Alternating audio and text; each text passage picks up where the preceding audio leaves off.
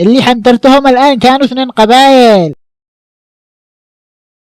قبائل مش يعني قبائل، قبائل يعني كذا قبائل، مش قصدي قبائل. المهم يعني اللي يقوم مهنجمين واصلة لهم لونه. ستوب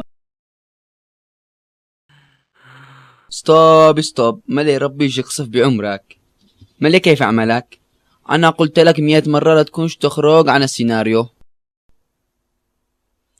ولا خلاص كمل براحتك، أنا شقطت على اللقطات لما مندق الحلقات.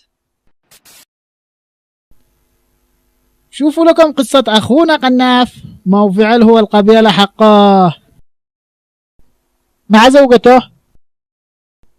علي الحرام لو ما تدعي ولد لا تزوج الثانية والثالثة والرابعة أطلقن كلن.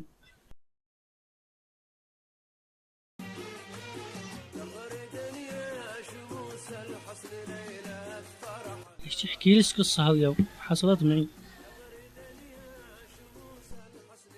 بس أكيد ما عاد تصدقينيش، بتقولي عليها كذاب.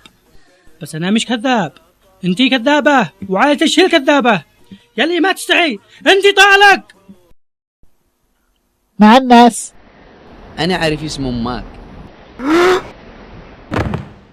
البقية في حياتك أبوك حصل له جلطة. يعو قتلت أبي. مع الحشرات.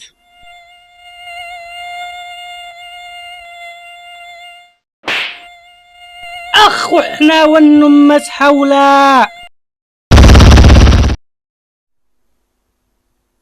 لا عاد تلقصني.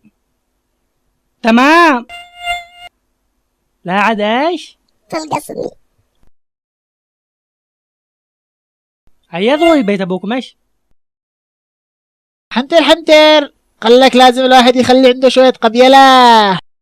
طيب لو خلصاه يصير يشتري، وإذا ما كانش قبيلي وماسك سلاح وضابح ما هوش رجال. قالك خلاص القبيلة شيء مهم وأساسي في حياتنا.